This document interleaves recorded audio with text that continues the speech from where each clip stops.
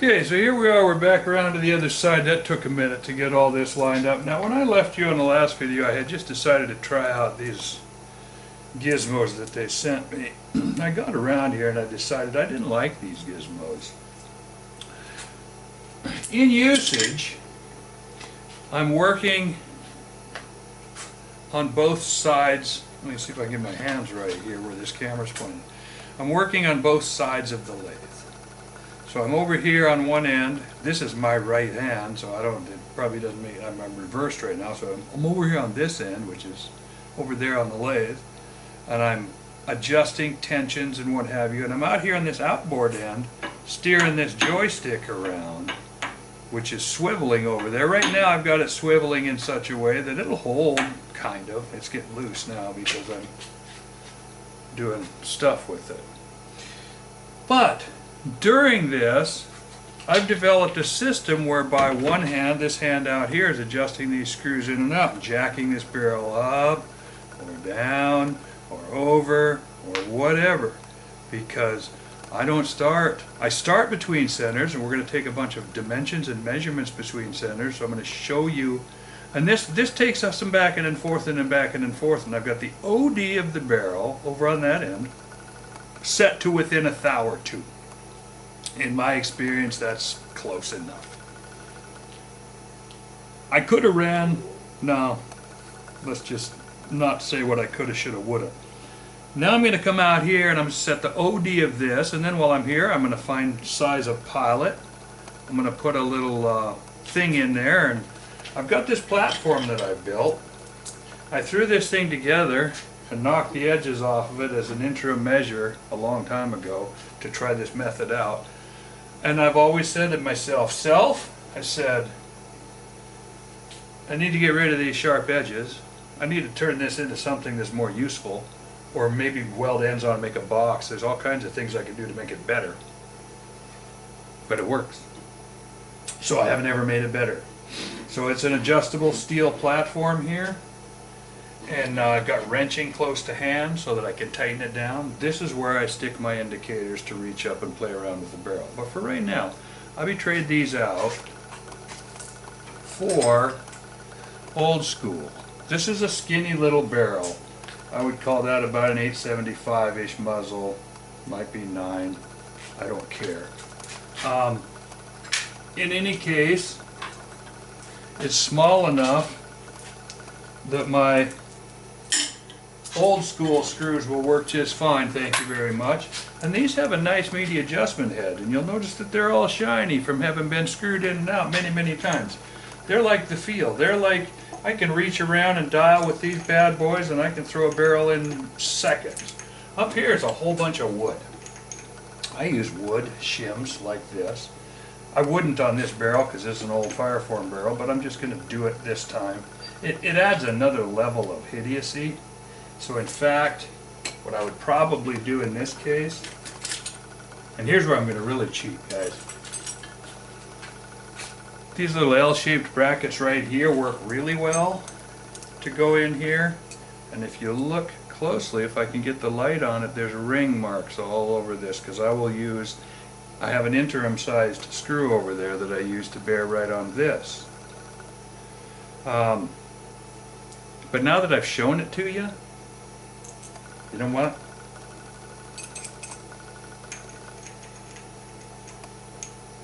I'm going to do it differently, because I don't care if this old hog barrel gets scratched up.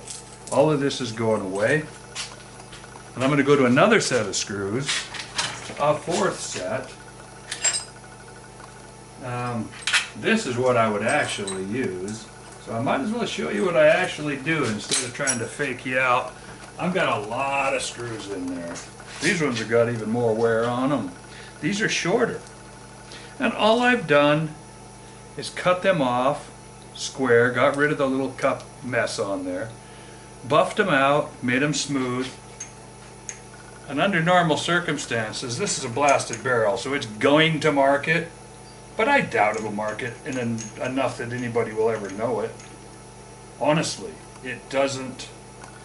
Another thing I thought about doing right here, just for the haters, but I'm kind of off my vindictive vendetta to prove that this works. I learned a bunch of stuff when I did this the other day that validated it so solidly in my mind that I'm not here to prove anything. If people are too lazy to go out and try this for themselves, then screw them. Anyway, that wasn't very nice. I'm going to do what I do because time is finite. So, we roll this around. This is what I would do. And I would never do this on a customer's gun. Whew. But my guns look like dog. I don't care. I have no pride of gun. Shoot, I've been told before that I have no pride of attire. I've been told before that I dress funny. Yeah, right. Somebody's got to set the trends. Okay, so here we are. We've got this end buggered in there. I just happen to have, right close to hand here, a little dial indicator that was on here, and I took it off so that you could see everything that's going on. I don't know how, if it was really on here, because it certainly ain't in a position where I could use it. But it was back here like it had been used. No, I just moved this. I normally run it out here, but I didn't feel like dink. You know what? I'm going to dink with the wrench. I'm going to go off camera again. I'm going to cheat a little bit because I'm going to use a non-wrench to tighten this up as opposed to the stuff I normally do. But I just now realize that at some point I'll edit this stuff, and at some point I'll tighten this up a little bit. But for right now, I said I was going to do what I do, and so I'm going to do what I do.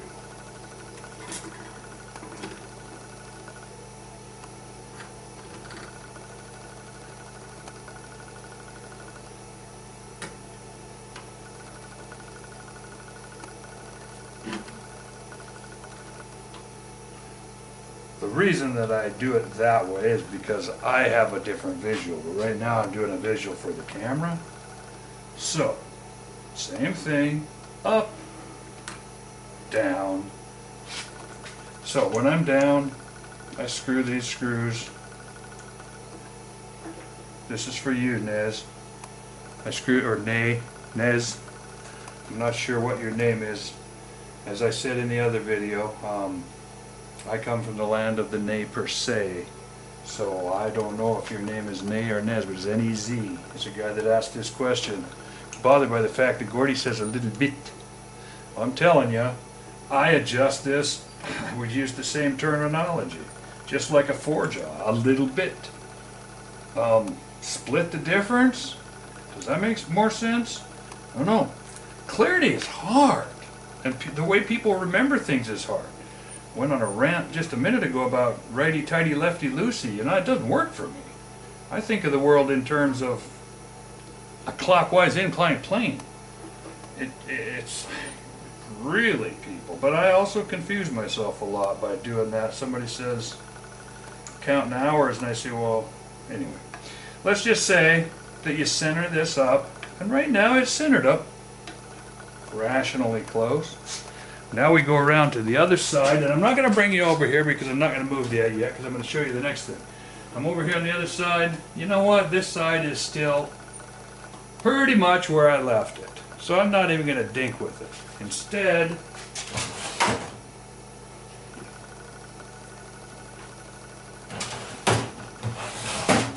I'm going to do something a little out of the norm here. This is, oops. This is a container of, well, it's a container of a whole bunch of stuff. One of the things it has in it is my 6mm Gordimus rod. So we're going to use the 6mm Gordola to size a bushing for this. I haven't done this. On the other video I had it all sized, and I even admit, I said, hey, I cheated here. I had this bushing all sized. Well, sorry. You're not going to get my rush job 20-minute video anymore because it didn't work out. So I'm playing with, you know, I might want to start by not screwing them on the gourd. I'm just going to fit some of these.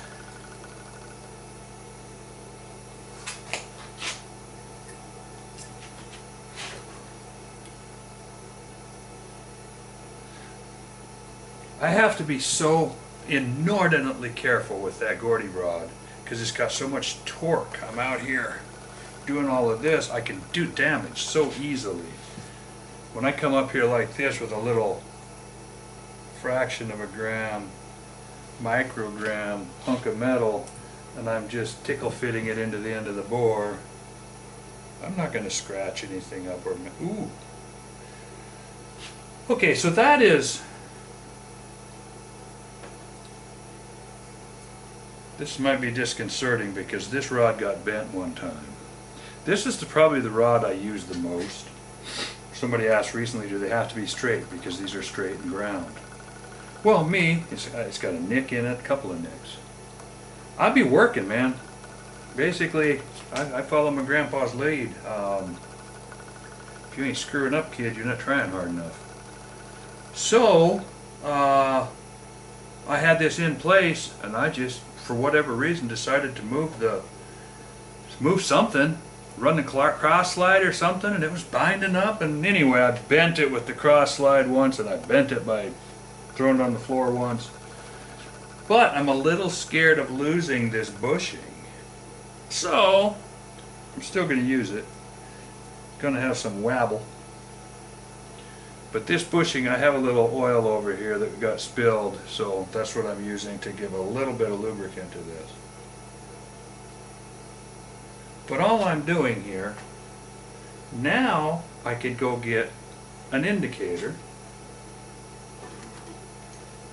bring it over here and set it up right in front of your eyeballs, and we'll indicate off of that, and that's pretty close. It's going to be close, and it's not the way I would do it between centers. Before I knew any better, I would get really anal about running inside and tick, tick, tick, tick, tick, and I hate the tick, tick, tick.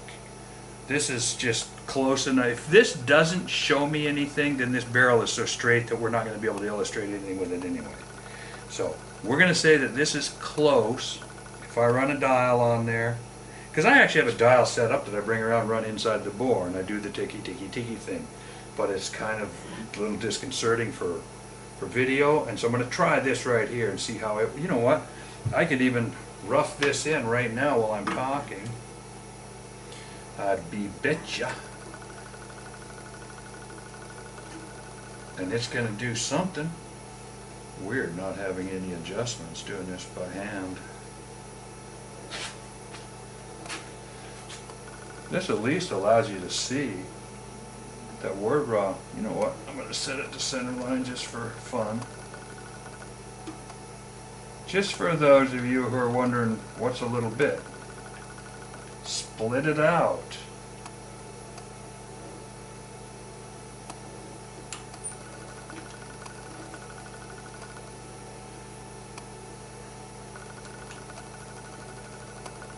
Not too far. Hopefully you can see that. My problem is that for reasons of my own, I own small dial indicators because sometimes I use them when they're running. I got inertia issues. I just finally bought my first big one and ordered it just for this video series, and it's not here yet. So it's hard to see my test indicators because I use small dials. This has got a nice big dial, a lot bigger than any of my test indicators. So it's easier for you to see. I'm going to adjust that out. Whether we ever come over here with a test indicator, I guess it depends on how lazy I am, because realistically, 24 inches away from that pivot point, and it's alright, it's close to between centers, people. If it's not going to illustrate anything, it's not going to illustrate anything. So I would never, as I said, in the real world, leave it at this if I thought that between centers was important, but I would do a whole bunch of things in the real world. I would cut this off. I would reface it. I would clean it really well. Brush, burnish it. This is a used barrel, so I would do some things to make sure that I'm not getting a false reading. And then I would probably use this to get started, and then I would run inside and I would go ticky, ticky, ticky, ticky, ticky, and I would ticky this thing out. And I might even go so far as to go in closer to the screws. But all of that is garbage because I'm never going to see this again. All we know is that right now, I've got these screws moderately tight, and it's pretty stinking close to center. It's within a half a thou of being centered. Let's call it within 2 thousandths of being centered. I don't care. I expect to see 20, 30 thousandths of run out here before we're done. So, time to move the camera. I'm going to try move it while it's running, see what happens. This filming really cuts into my usable space.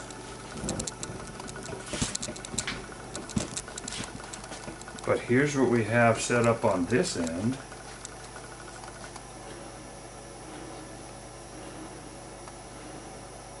Now we're going to, I'm just going to a little bit tighten this down here. We had the nice swiveling action.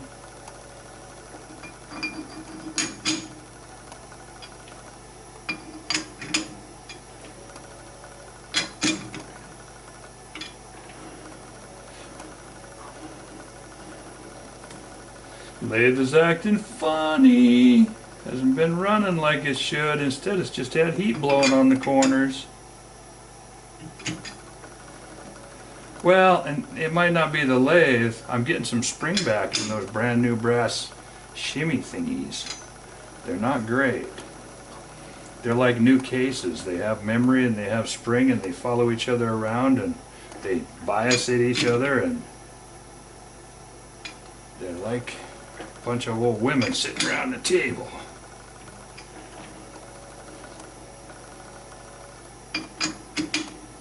And if you think that's racist, then again I say screw ya. Okay.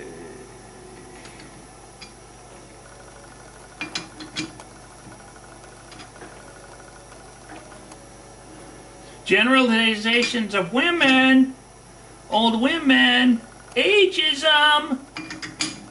Yeah, right. Here's the difference between young women that are going to whine and the old women I'm talking about. The old women are wise. The old women think it's funny. So again I say, screw ya. Okay. Coming around again.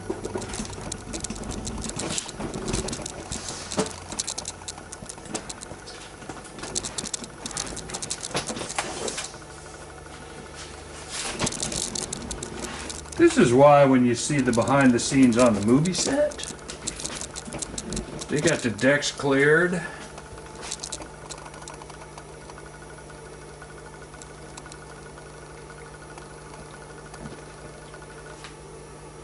So, we're close enough here that we're about ready to start the Gordy thing. What we have now is a barrel that's in here loosely, finger tight on that end, basically finger tight on this end, and centered up to where that end ID, we went with ID on that, but all we used was a dial indicator. I mean, it's the same thing. The only difference between a dial, they're all dial indicators. All they've done on the lever indicator is they put a fulcrum over there and use a lever to actuate the dial. So but we're going to use something called a test indicator. We're going to run inside. We got all kinds of coolness going on now. We'd be showing the Gordy. So, let me get the Gordy prepped out, find the bushing size. That can take a minute. Clean up the mess I made over there, and we'll be back here in just a minute.